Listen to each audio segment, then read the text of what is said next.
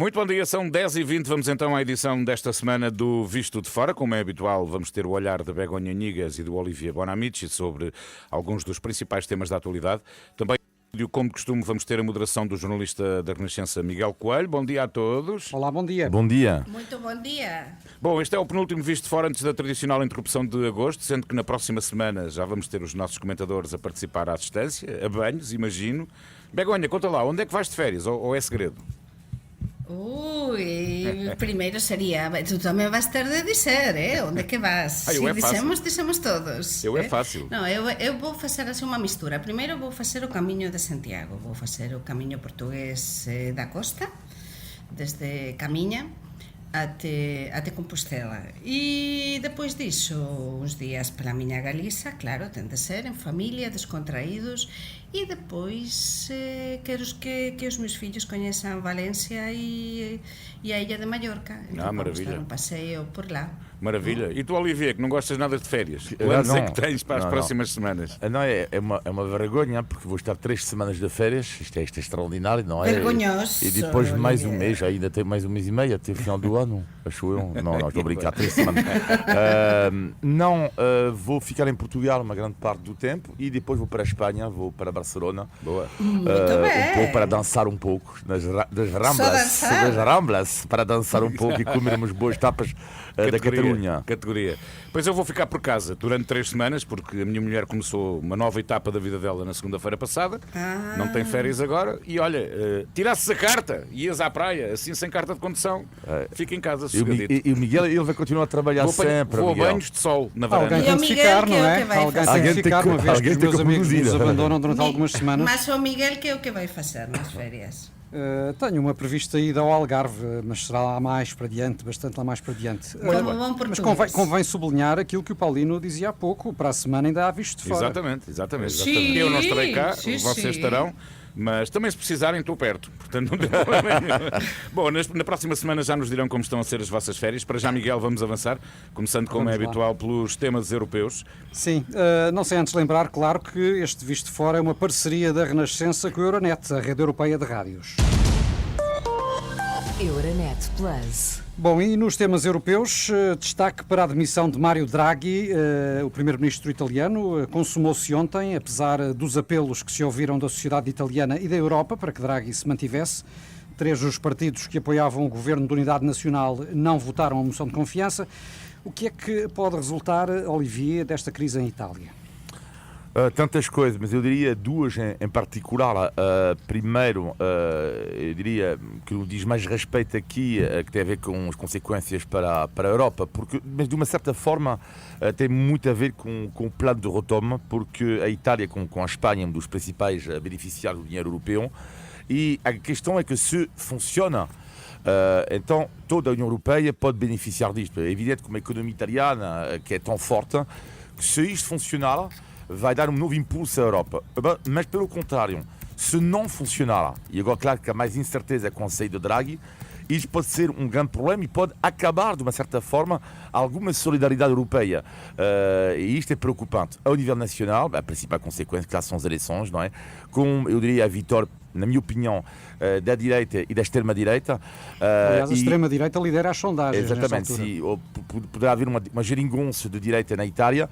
Eu diria também que um dos principais beneficiários, mas isto é outra coisa, chama-se Vladimir Putin, porque dos partidos que podem liderar a Itália no governo, muitos são ou foram amigos de Vladimir Putin. Também já vamos falar dele mais adiante. O Comissário Europeu da Economia, o italiano Paolo Gentiloni, qualificou os jogos partidários que empurraram a Itália para as eleições antecipadas como um balé dos irresponsáveis que se arriscam a mergulhar o país numa tempestade, a expressão que ele usou. Mas, Begonha, a verdade também é que é a democracia a funcionar, porque é difícil manter partidos tão diferentes unidos durante muito tempo. Sim, eu estava a ler precisamente. Sim, é difícil e, sobretudo, é difícil na Itália. Pelo percurso da Itália, pelo percurso democrático da Itália, o que sabemos dos governos dos últimos anos. Sim, das ambições pessoais dos vários dirigentes tem uma história de líderes e de primeiros ministros muito peculiar, não é? A começar pelo próprio Berlusconi, não é? Que ama o que mece a cuna, não é? E que se está a falar que ele próprio também meceu nestes partidos de extrema direita para tentar que caese a queda precisamente do Draghi, não é? O que se está a comentar tamén na imprensa italiana. Mas neste caso eu o que destacaría cá é tamén o percurso do propio Mario Draghi. O que ele fez en pouco máis de humano, non é? O que destaca a imprensa italiana e a imprensa internacional hoxe é todo o que o Draghi fez en 17 meses, é dizer, ele se puso en marcha unha serie de reformas na Italia que non se tiñan feito en moitísimo tempo, fez moito máis en 17 meses do que outros anteriores primeiros ministros em muito mais tempo, não é? O que leva a temer ainda mais o que pode resultar da ausência de Draghi agora. Sim, da ausência e o que dizia o Olivier, não é? Que aqui o grande beneficiado é o Putin e que depois temos ante nós uma forte hipótese da extrema-direita nestas eleições antecipadas de 25 de setembro. Sim, os irmãos de Itália. Que possa ganhar exatamente a extrema-direita. Isso pode ser um grande problema e, mais uma vez, os populismos em período de crise, de guerra, de crise, estão a ser os grandes beneficiados. Sim, e escusado será dizer que esta crise em Itália surge numa altura especialmente delicada, com a guerra na Ucrânia, a inflação, a ameaça de recessão na Europa, enfim. Apesar de tudo, o Banco Central Europeu anunciou ontem um mecanismo para proteger os países mais endividados, como é o caso precisamente de Itália. Até que ponto é que esta poderá ser, Olivier, uma rede de segurança capaz de evitar a repetição da crise das dívidas que tivemos há pouco mais de uma década? Sim, vamos ver, porque o problema italiano é algo de gravíssimo, que é uma dívida de 150% do PIB, portanto é algo de terrível. E sabemos que a Itália não é o único país, portanto, que está com uma dívida elevadíssima. Sim, temos aqui o caso de Portugal, que vem logo a seguir. Exatamente.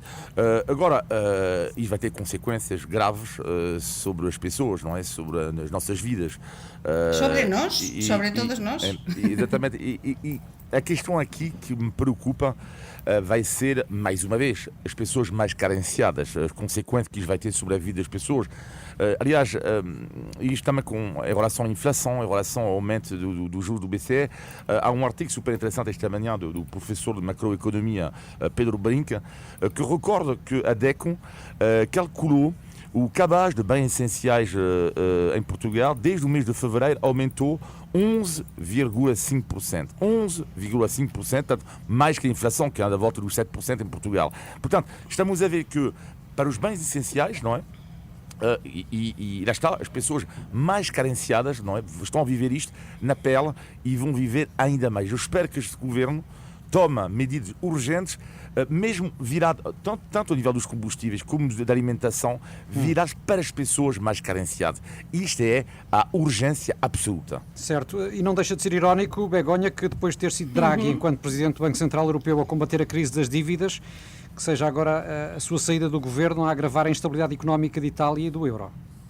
Sim, eu estava a ler hoxe de mañá un artigo do Fernando Ónega, un gran analista español no La Voz de Galicia, e precisamente explicaba isto, que significa esta saída do Draghi, que é como perder aínda un bocadiño máis de esperanza na Europa, porque o Draghi era esa persoa unificadora que nos salvou precisamente na anterior crise, como ben explicabas, e que salvou o euro, considerase como o grande salvador do euro. E, sin dúbida, esta subida dos tipos de interese dos xuros do Banco Central Europeo de 0,5% vai supor que nós, a partir de setembro, vamos pagar máis de crédito à habitação. Todos os que temos, essa hipótese variável, vamos pagar mais. Todos. Sim, com novos aumentos de taxas de juros no horizonte, porque os economistas apontam nesse sentido. Não, e com mais, exatamente com mais, porque agora pagamos mais, mas daqui a uns meses vão continuar a subir, não é? E então, a tudo isto que explica o Olivier do incremento, não é? De 11%, que é o nosso cabaz, digamos, das compras, e vamos ter de subir aínda máis isto. Por iso, isto nos deixa aos europeos máis osiños e xuntase todo, non é? Porque a unidade europeia, e agora está a haber máis discrepâncias do que nunca entre nós, entre os europeus e entre os próprios países europeus. Também já lá vamos, mas já agora gostava de vos ouvir sobre aquilo que parece ser um sinal, enfim, de alguma esperança, porque hoje, numa altura em que todos estamos preocupados com esta guerra na Ucrânia, que parece não ter fim à vista, vai ser assinado na Turquia um acordo entre os governos de Moscovo e de Kiev para permitir a exportação de cereais, que é uma questão, como temos visto, central, e que ameaça inclusive conduzir à fome vários países, nomeadamente africanos, etc. Parece-vos de alguma forma esperançoso este acordo ou será preciso esperar para ver, Olivier? As duas coisas, não? É esperançoso, mas também é preciso esperar para ver. Agora, neste aspecto específico, eu acho que há uma esperança, porque a Rússia não quer ser vista como mal da fita em alguns países, e nomeadamente nos tais países africanos dos quais tu falaste e que têm ou apoiado muitos deles ou pelo menos têm fechado os olhos sobre o que tem feito a Rússia. E a Rússia não se pode permitir, porque quando o Putin diz que eles têm alguns apoiantes no mundo, é verdade. Isto é uma realidade que às vezes o Ocidente não quer ver. Não é porque no Ocidente é uma espécie de unanimidade, ou uma maioria, pelo menos, de condenação ao ataque de Vladimir Putin, mas em outros países não há esta condenação tão firme. Isto é uma realidade. E estes países, não é, precisam absolutamente mais do que outros países dos cereais, porque são os países mais pobres.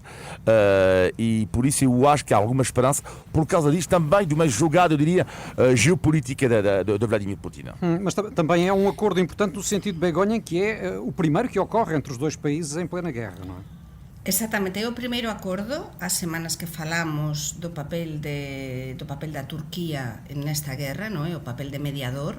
Tantas veces temos comentado que sería o mediador, onde que podería ficar a saída, non é? Deste conflito. Este é un primeiro paso. É no Bósforo, non é? Sí, mas é un primeiro paso. Non sabemos, a historia e o percurso do Putin nos diz que ele é mentiroso e que ele non cumpre moitas veces o que promete ou que os acordos aos que chega. Por tanto, como dicían antes, a minutos, vamos esperar a ver que acontece. É bon que acontece este acordo, é moito mellor que non acontecese, non é? Mas, con estas figuras desta envergadura e con este percurso que xa ten con anterioridade, é melhor ser como São Tomé. Sí, mas oxalá que cumpran isto, porque será bon para as pessoas desta zona, não é? Em conflito, vai ser muito bom. E para todos nós, sendo que... E para todos nós, porque o preço baixará dos cereais, claro. Sim. Como dizias, a verdade é que a Rússia, a par deste acordo, mantém um discurso que é tudo menos tranquilizador. Sim, porque esta semana o próprio ministro russo dos Negócios Estrangeiros veio anunciar que o objetivo da Rússia já não é apenas libertar, entre aspas, o Donbass, mas passa a incluir outros territórios da Ucrânia. Olivier, até onde é que quer ir Vladimir Putin? Essa é a grande questão e é o grande receio, porque de uma certa forma eles, quando dizem que é por causa de... E o que é atroz com este discurso de Lavrov e com outros discursos, por exemplo, surreal do presidente de Bielorrússia, Lukashenko também, é que parece às vezes algo que vemos no recreio da escola. Isto é que é terrível, mas com consequências, claro, muito mais graves a nível mundial, não é? Do tipo, eles atacam, não é? E dizem que vocês é que atacam. E como vocês atacam, vocês é uma ameaça, por isso atacamos também. E como vocês nos ameaçam, vamos atacar ainda mais. Ou seja, isto é completamente surreal. E há uma frase de Lukashenko que marcou esta semana, quando Lukashenko disse se a Rússia não tivesse actuado antes da NATO, a NATO teria atacado a Rússia. Em que base que ele diz isto? Em que base? E tudo isto... Lukashenko especializa-se também em algumas tiradas um pouco dramáticas. Ontem voltou com a ameaça nuclear. Exatamente, sim, mas tudo isto é do tipo como fazia parte de um plano já estabelecido, não é? Para atacar muito mais do que a própria região do Donbass, já estabelecido, e agora aos poucos vamos descobrir o plano passo a passo. Mas estão a ver como ele está a gañar o Putin a batalla por enquanto, é dizer, por enquanto, neste ponto no que estamos, ele está a conseguir pouco a pouco os seus obxectivos, é dizer, estará a demorar máis, mas ele continúa con o mesmo discurso, é dizer, inicialmente dicía que non, pronto, era só para salvar, digamos, entre aspas, esas zonas que eles consideraban súas, non, agora xa está xa a dar máis información. Mas nós todos sabíamos que a súa idea non era ficar nisto, era conseguir precisamente dizer, aquí estou eu, vou frenar a Unión Europea, a NATO está se aproximar a nós e non vamos permitir, e estes territorios son nosos. Mas o problema de todo iso é que estamos todos cansados. É como quando tu estás moito cansado e te... Mas se já estás cansado ao fim de 5 meses de guerra, o que será quando entrar mas novamente o inverno, por exemplo? Mas estamos cansados, todos, e as potencias internacionais, os ucranianos están mesmo cansados, e eles saben, e están a xogar con isto, con este desgaste que se chama en termos con o tempo, e eles continúan, e por iso este acordo dos cereais temos de ver con certo escepticismo, porque eles continúan con a mesma idea e xogan co tempo, digamos, ao seu favor, porque eles querem que son os que están a atacar e vão continuar até que possam. Temos de avançar. Gostava também de ouvi-los sobre um dos eventuais sinais desse cansaço de que a Begonha falava, que é esta polémica que agora está latente na União Europeia sobre a redução do consumo de gás proposta por Bruxelas e que alguns Estados-membros, incluindo Portugal e Espanha, recusam. Sim. Um dos argumentos é a seca, o outro é de que não estão ligados à rede europeia de gás, mas não haverá aqui, Olivier, falta de solidariedade dos países ibéricos que tanto têm beneficiado das ajudas da União Europeia? Completamente. Eu acho lamentável. A posição espanhola e a posição portuguesa neste aspecto é lamentável. Triste, revolta um pouco de uma certa forma, porque, enfim, em Portugal, quase toda a gente, e com alguma razão, criticou a Holanda na altura, quando se tratava do dinheiro europeu, do plano de retoma, a dizer que a posição holandesa era um pouco egoísta. E depois, a partir daí, entrou em jogo Macron, que conseguiu convencer Merkel, e Merkel deu a volta a isto tudo. Bom, e chama-se solidariedade europeia, ou seja, alguém me explicar onde é que a Alemanha é responsável da situação económica dos países como a Espanha e Portugal. E é com o dinheiro da Alemanha que alguns países, com o dinheiro da Alemanha, com o dinheiro do plano de retoma, que alguns países conseguiram respirar um pouco mais. E agora, que ironia da história, que vergonha absoluta não haver esta solidariedade europeia. Estou muito preocupado porque isto mostra o caminho que pode haver. Além de que a Alemanha, uma outra questão é que se a Alemanha tem que pagar mais que os outros, os países como Portugal e Espanha ainda vão entrar mais em recessão. Portanto, é um erro, é uma atitude egoísta, lamentável, e além disso com consequências graves, que pode ter consequências graves nas próprias economias portuguesa e espanhola. Sim, mas não será também uma forma, Begonha, de os países ibéricos pressionarem aqui a União Europeia, e em especial a França do Olivier, com vista a permitir a ligação da Península aos gasodutos europeus? Aquí há moito máis de fondo, é dizer, eu non o vexo tan drásticamente como Olivier, ainda que do parte da razão a Olivier, mas non na totalidade do que está a dizer. En política non é todo tan branco ou negro, non é? E neste caso, temos por un lado un país como a Alemanha que ten unha dependencia brutal do gas ruso. É verdade que no noso caso, no caso dos países do sur de Europa, e nomeadamente os países ibéricos como nós, non temos esa dependencia precisamente porque temos a vía do norte dese gasoduto aberto, esa vía aberta do norte de África. Que nos pecamos neste caso dun bocado de insolidarios? Sim, certo, mas é que moitas veces os países do norte de Europa pecarán tamén de solidarios. Entón, o que dixíamos, ao fío do que dixíamos a un momentiño, toda esta guerra de Ucrania está a trazer consigo moita discrepancia e moita desunião cando deberíamos estar moito máis unidos. Entón, neste caso, foi unha chamada de atención, neste caso do goberno español, atención que o goberno polaco tamén criticou a medida e diz que eles têm os depósitos cheios de gás. Há, aliás, vários outros países, a Hungria, a própria Itália. Falo da Polónia porque foi como máis sangrante, non é? Eles, as súas declarações. Mas no caso da España e de Portugal é unha chamada, como dicías, para mí eu vexo como unha chamada de atención. Tamén a dizer, olla, que nos temos pendente tamén esta vía, que nos tamén moitas veces temos sido pecados ou temos perdido moita coisa. É verdade que nos beneficiamos moito dos fondos europeos e continuamos a nos beneficiar, non? Temos de avançar. Mas tamén non podemos callar todo. E eu acho que até é interesante a ver até onde que chega este braço de ferro. Atenção, a ver até onde que chega. Vamos ver nas próximas semanas. Muito bem, faltam 20 minutos para as 11. Estamos no Visto de Fora com o Olivier Bonamici e a Begonha Inigas, um programa da Renascença em parceria com a Euronet, a rede europeia de rádios. Euronet Plus. E por cá, para além dos incêndios que continuaram, sobretudo na primeira metade da semana, tivemos os últimos dias dominados no plano político pelo debate anual sobre o Estado da Nação. No Parlamento falou-se muito dos problemas que os portugueses sentem no dia-a-dia, da inflação, das dificuldades de acesso à saúde, etc. Enfim, o Governo deixou várias promessas, mas o Primeiro-Ministro deixou também muitas perguntas por responder. Que balanço é que fazem do debate, Olivier?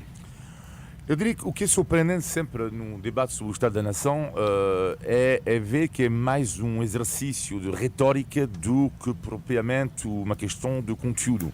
Ou seja, raramente se aprende muita coisa num debate sobre o Estado da Nação, mas aprendemos por menos uma coisa e sabemos quem é que está em grande, quem é que está a ser atacado, quem é que fala mais, quem é que fala melhor. E nesse aspecto, António Costa mostrou novamente que é excelente nos debates. É muito complicado dar a volta a António Costa num debate assim. E notaste alguma diferença na atuação do novo PSD ou ainda não? Bem, eu senti que no que diz respeito a Miranda Sarmento, sente-se que é um pouco, neste tipo de debate, um pouco inexperiente. E é muito complicado debater com António Costa, é muito complicado. Aliás, há uma frase, sabe que o António Costa fez referência ao livro de Miranda Sarmento. Exatamente. E o Camilo Lourenço, na sua crónica na internet, deu uma espécie de conselho a Miranda Sarmento, dizendo: eu, se eu estivesse no lugar de Miranda Sarmento, teria respondido a António Costa: olha, já agora, como é que se chama o meu livro? Porque a convicção de Camilo Lourenço é que o António Costa não leu o livro, nunca leu o livro de Miranda Sarmento. É por isso que, e de facto, a grande questão aqui, o que eu senti no PSD, neste líder do PSD de bancada, é que ainda não tem essa experiência. Então é um pouco cedo demais, porque agora o que é que eu senti, só para terminar, é que o António Costa vai ter um mandato complicadíssimo, porque isto é a desvantagem da maioria absoluta, que é um pouco um contra todos. E lá senti que era exatamente todos contra um, que é ele. Mas este debate, Begonha, mostrou também ou não, de alguma forma, que o facto de Luís Montenegro não ter lugar no Parlamento pode dificultar o papel do PSD e o papel de Montenegro em particular como líder da oposição? Está a dificultar-se desde o primeiro momento, non é? Temos ao Miranda Sarmento, que eu coñezo porque na miña altura de presidente da Asociación dos Correspondentes Estrangeiros en Portugal, cando eu exercía como correspondente en Portugal, nos tivemos precisamente ele é o artífice do programa económico do PSD, do programa económico na altura do Rui Rio, do programa eleitoral, non é? E é un economista, é unha persoa de moito prestigio, é un técnico, mas como dicía Olivier, lle falta ese carisma político e esa forza política para combatir un animal político como é o António Costa. Entón, se o Luís Montenegro deputado, porque Luís Montenegro xa demostrou na altura do Pasos Coelho que é un bon deputado, é un bon líder parlamentar, non é? Porque sempre é moito asertivo e sempre está no combate, non é? Sim, mas não tem lugar na Assembleia, de facto. Mas non ten lugar, neste caso, no Parlamento, iso para ele é moito mau. E entón, Miranda Sarmento, aínda que é unha persoa con moito peso técnico, lle falta precisamente ese bagaxe, e lle falta esa experiencia, e lle falta, sobre todo, ese carisma. Para mí a palabra sería carisma. Por tanto, para o António Costa isto nos demostrou que ele é máis líder do que nunca, e é verdade que ele son todos Oi, tivemos aqui um contra corte, ele. Begonha. E então Não isto percebemos pode bem o que nos ir en disseste na contra última frase. dele. Mas isto debe ser claro, isto vai entrar pela internet, que digo que isto para o Antonio Costa é bom por un lado, non é? Porque é máis líder do que nunca, mas ao mesmo tempo, como dixía Olivier, ele fica todos contra ele, e isto pode se pôr até en contra dele. Então vamos ver os próximos meses. Mas a princípio e a priori o ten bastante fácil. Sendo que António Costa acabou por admitir que o país está pior hoje do que há um ano, que não deixa de ser uma frase Só marcante. faltaba que non admitir, mas é que é lógico, non é? Estamos con unha guerra, unha crise internacional, O se ano ele passado dixese estávamos que em está situação de mellor. calamidade, em plena pandemia. Sí, mas agora con esta crise, eu acho, todo o que se avecina, os nosos políticos teñen moita máis información do que nós e saben que o outono e o inverno vai ser moito, moito mau para todos. Um dos temas levados a debate foi o excesso de mortalidade em Portugal, que tem vindo a ocorrer de mês para mês, muito acima da média esperada e da média europeia. As autoridades de saúde têm apontado várias explicações, desde a Covid, passando pela gripe, agora pelo calor. Será só isso, Olivier? Bem, isto não sabemos. E a grande questão aqui é que eu ouvi outro dia, eu acho que foi o presidente do Instituto, Ricardo Jorge, achou eu que foi ele que disse isso. É possível, sim. Eu acho que sim, que disse que era preciso fazer um estudo claro. Portanto, não podemos entrar ali na especulação. Mas quem avança estes argumentos, enfim, estes motivos para o excesso de mortalidade é a Direção-Geral da Saúde. Sim, mas não podemos entrar em especulação, especulação para ver as causas, não é? E nesse aspecto, de facto, são factos. Há alguns factos e depois há a explicação. E tem que haver, de facto, um estudo feito, mas a mim parece um pouco, de certa forma, infelizmente lógico, e que tem a ver com uma coisa, é que durante muito tempo muitas pessoas, durante a pandemia e ainda hoje, há muitas pessoas com problemas de saúde que não se curam e, portanto, que ficaram em casa durante algum tempo, que não foram ver o médico, e ainda hoje, pessoas que têm, por causa do Covid, que têm algum medo e que não estão a ser tratados como devia ser. Ou que não conseguem acesso aos cuidados de saúde. Exatamente. Begonha. Aquí xuntase varias coisas, é dizer, para que os nosos ouvintes saiban, como saben, eu estou a entrar desde Vigo neste momento, non é? E na Galiza, por exemplo, está a acontecer a mesma coisa, é dizer, con esta última onda de calor xa se contabilizaran moitas máis mortes no último mes do que é habitual. É verdade que eu acho que no caso de Portugal xuntase o caso da pandemia, da crise, da falta de recursos de moita xente. Aquí há un cúmulo de coisas que están a facer con que morra moita máis xente. É dizer, é que está todo unido e todo xunto. E eu acho que é algo que as autoridades deben ter en conta. E agora, todo esta a mudanza climática ou da crise pandémica, o que fez é que alertar os gobernos de que a Sestao para determinados temas ten de mudar tamén nos termos de Sestao de saúde pública. Muito bem. E alertar porque estamos num momento moito incerto, sem dúvida. Muito bem, estamos a caminhar rapidamente para o fim deste Visto de Fora. Faltam 13 minutos para as 11, mas ainda temos a verdadeira cereja no topo do bolo, que é o nosso índice de tugalidade. Índice de tugalidade. Eu diria que isto hoje é a batota de Miguel Coelho, que isto é tão fácil, tão fácil, É para ir tão de férias. fácil. Ai. Ora, vamos ver, já abriu o envelope. Isto até me incomoda, sério. O que é cair como um patinho? Olha, queres ver, Miguel?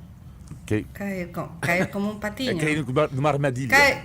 Claro, sí, caer así. Numa armadilha, certo?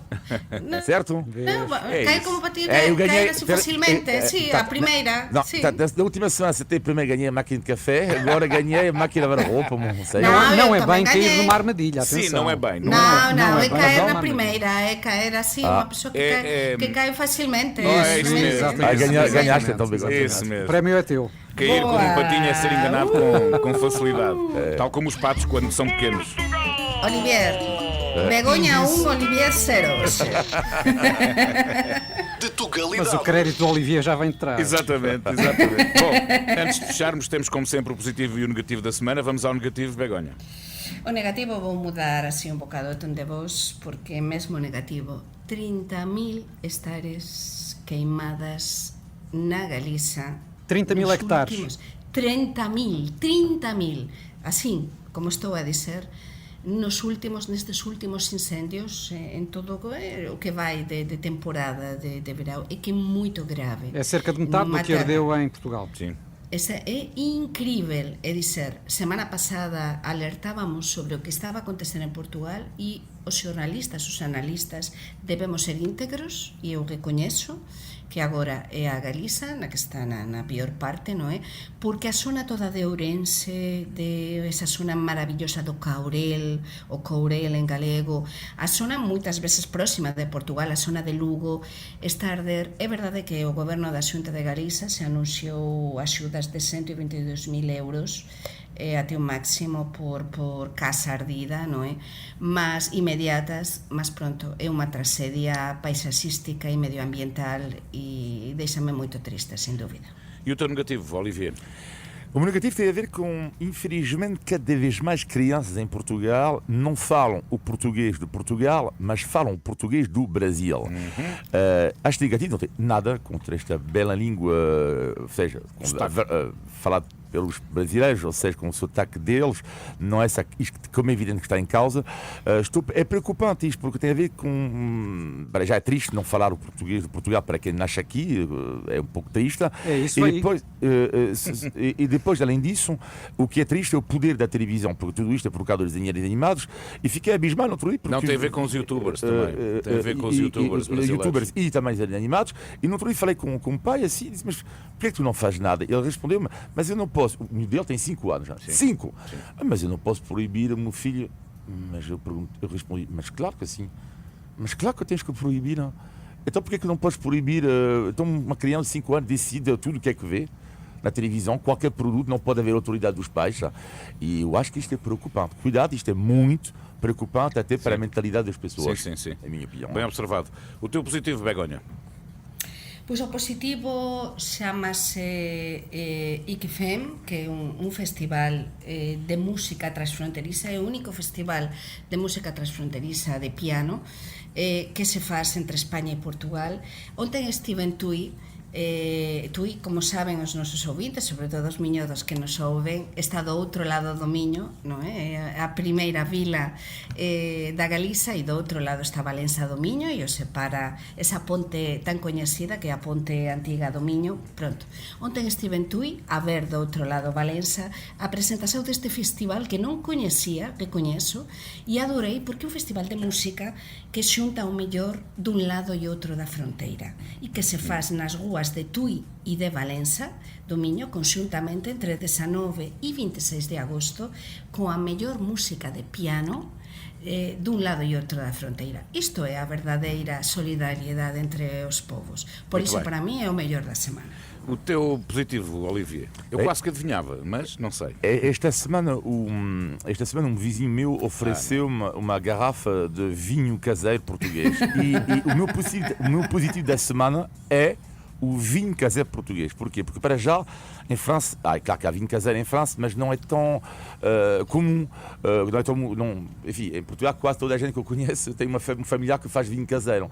E esta cultura do vinho caseiro acho brutalmente genial. Adoram, porque sobretudo há sempre as mesmas frases, não é? Uma pessoa que até faz vinho caseiro diz sempre o meu é melhor do que o do vizinho. Segundo ponto, ele diz, oi, cuidado, este é do melhor e não tem químicos. Não tem químicos, sabe esta frase? E só para terminar, eu fiz um erro da minha vida um dia numa pequena aldeia em Portugal. Fiz um erro porque estive em casa de uma pessoa que me fez beber o vinho dele na adega. Fui beber um copo, não é? E ao lado dele estavam duas pessoas amigos dele. O outro disse, mas o meu é melhor, anda cá na minha adega. Fui naquela adega e na adega dele encontrou o outro amigo que me disse, ele próprio, vem ver a minha adega porque o meu é melhor que o outro. Resultado, passei Olivier, a tarde inteira nas adegas a andar assim e a verificar de facto o vinho caseiro é ótimo mesmo. E saíste lá a falar ucraniano. Claro. Quanto bebiste? Bom, estamos no final de mais um Visto de Fora. Todas as semanas conversamos sobre a Europa, Portugal e os portugueses. Podem enviar os seus comentários e sugestões para vistofora@rr.pt. Olivier, Begonha, Miguel. Eu vou de saída durante boas 3 férias, semanas. Paulinho. Para a semana cá Boas estarei a ouvir. férias. Aproveita. Para a semana cá estarei a ouvir-vos. E boas férias para Tchau, vocês boas também. férias. Muito obrigado. Tchau, boas férias. Mais uma Beijinhos. edição fantástica do Visto de Fora na Renascença.